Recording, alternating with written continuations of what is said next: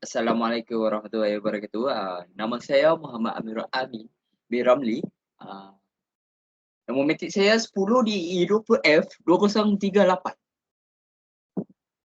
Okay, terus. Nama saya Muhammad Ali Jimmy bin Sazali. Nombor metrik saya 10 DE 20F 2047. Okay, nama saya Muhammad Haziq bin Muhammad Saudi. Nombor metrik saya 10 DE 20F 2041. Nama saya Ahmad Alif bin Ahmad Tarmizai alias Ahmad Tirmizi. Nombor metrik saya 10 DE 20F 2049.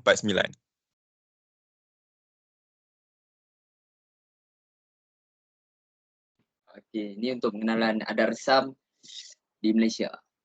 Adat resam juga dikenali sebagai tradisi adalah undang-undang atau hak yang tidak bertulis dalam sebuah masyarakat dan diamalkan secara turun-temurun sejak sekian lama dan diwarisi oleh nenek moyang.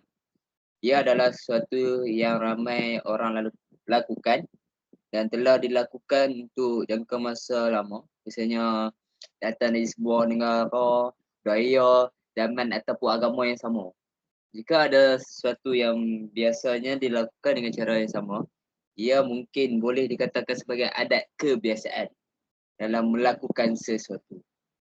Terdapat yang keliru secara khusus antara budaya adat resam,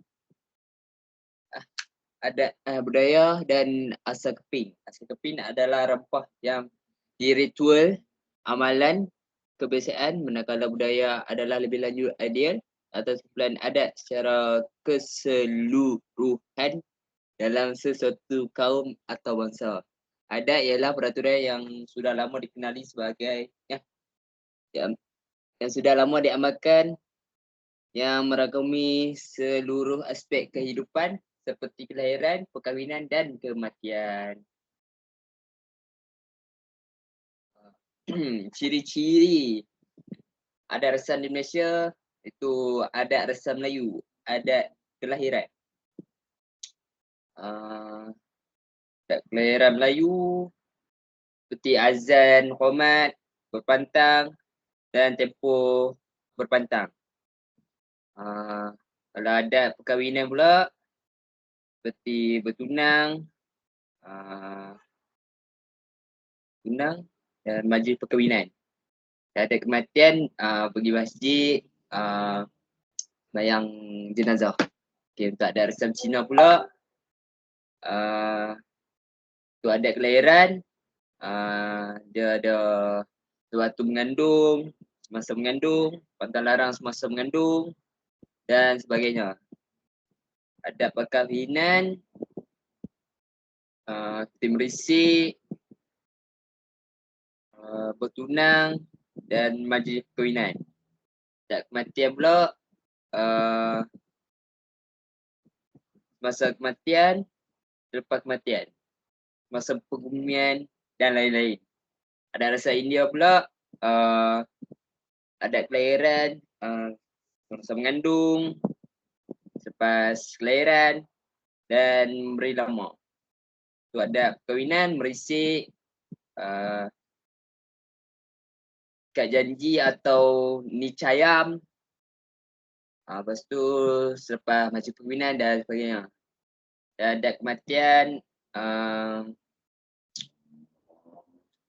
seperti adat kematian, semasa kematian dan selepas kematian. Itu adalah ciri-ciri untuk adat resam di Malaysia. Seterusnya. Okey, bagi contoh-contoh adat resam di Malaysia. Pertama kali adat resam Melayu. Agama Islam memberi pengaruh yang kuat kepada adat resam kaum Melayu. Yang kedua, namun pada zaman Islam ini ada adat lampau yang tidak bertentangan dengan ajaran Islam tetap diteruskan pengamalnya. Contoh, merenjis, tepung tawas macam sebuah majlis perkahwinan, mencukur rambut bayi, membelah mulut bayi dengan manisan, melaungkan azan, iqamat selepas lahirnya sesebuah bayi.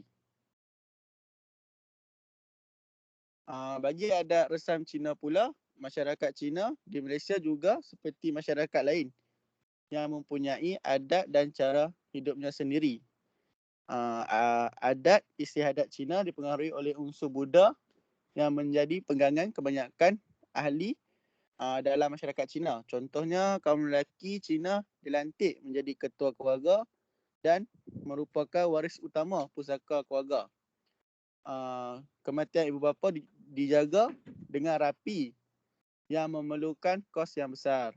Perayaan Cham Gomeng yang disambut kira-kira 2 minggu selepas masyarakat Cina di negara ini meraihkan Tahun Baru.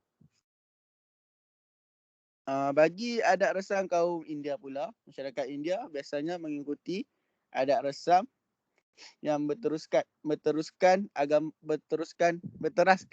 agama Hindu, meskipun ramai orang India pada hari ini beragama lain. Contohnya pada hari ke-16 kelahiran, upacara penting diadakan untuk menamakan anak.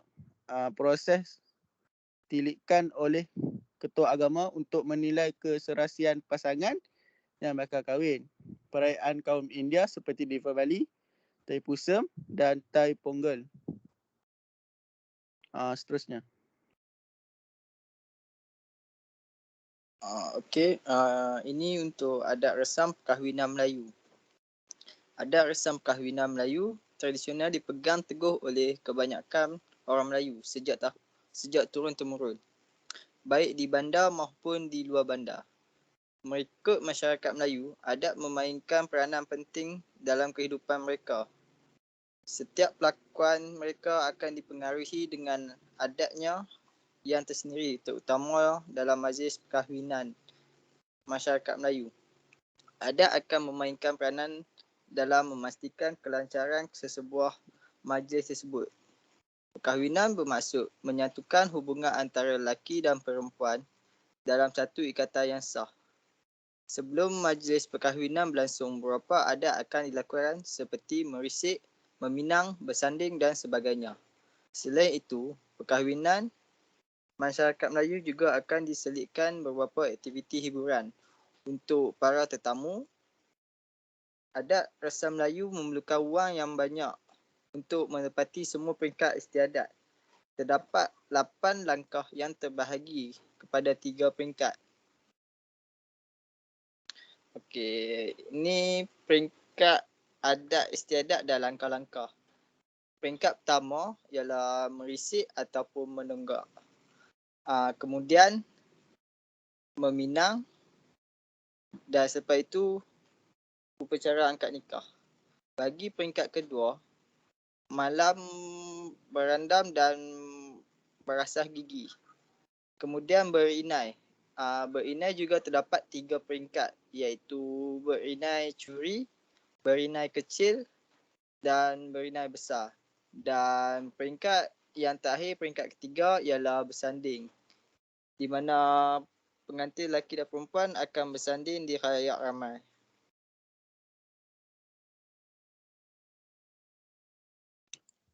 Okey, berikut adalah langkah untuk mengekalkan adab dan adat resam. Apa yang perlu anda lakukan? Yang pertama, sentiasa mencari peluang untuk berinteraksi dengan satu sama lain dari kumpulan etnik yang berbeza. Yang kedua, meraihkan dan menghargai kepelbagaian dengan turut serta dalam perayaan atau festival kaum lain. Yang ketiga, berbangga dengan diri sendiri dan tradisi keluarga anda. Yang keempat, kongsikan tradisi keluarga anda agar rakan anda lebih memahami. Yang kelima, menghormati dan menghargai orang lain tanpa mengira warna kulit, keupayaan fizikal atau bahasa yang digunakan untuk bercakap. Yang keenam, menggalakkan perhubungan yang saling menghormati di kalangan masyarakat dengan pelbagai budaya etnik, perkauman, agama dan rohani. Yang ketujuh, menggalakkan toleransi, penerimaan dan kecenderungan affinity yang merentasi perbezaan melalui komunikasi, pendidikan dan seni. Seterusnya, bagaimana kita menghormati pelbagai bangsa lah, pelbagai kaum adat. Untuk yang pertama, untuk menghormati kepelbagaian, ia meliputi menerima kepelbagaian tersebut dan menghormatinya. Yang kedua, kita perlu memahami bahawa setiap individu adalah unik dan mengenal pasti perbezaan setiap individu tersebut. Ianya sejajar dengan etnik, kaum, jantina, orientasi, sesuai status sosioekonomi, umur, kebolehan fizikal, kepercayaan agama, fahaman politik dan ideologi. Yang keempat, mendalami perbezaan dengan cara yang selamat, positif dan persekitaran yang membina. Yang terakhir, memahami satu sama lain dan kepelbagaian yang terdapat pada setiap individu dengan bertoleransi bersama menghadapi dan meraihkan kepelbagaian tersebut. Itu saja daripada kami. Sekian, terima kasih. Assalamualaikum warahmatullahi wabarakatuh.